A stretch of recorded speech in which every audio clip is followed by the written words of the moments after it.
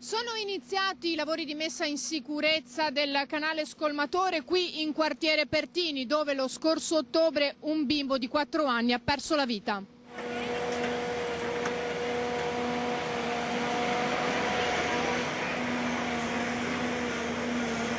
Da anni i residenti del Pertini chiedevano di intervenire sul canale scolmatore in cui hanno perso la vita 4 persone, ultimo un bimbo di 4 anni che si era allontanato a piedi.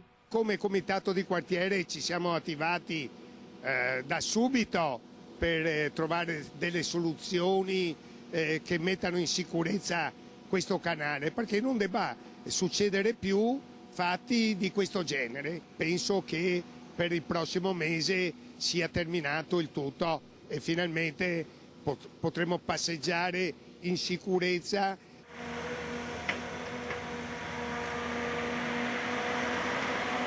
Il canale alle sponde, se cade qualcuno non c'è la possibilità di risalirci. Sì, ci sono un paio di scalette, ma con molta onestà sono impraticabili e comunque distanti una dall'altra.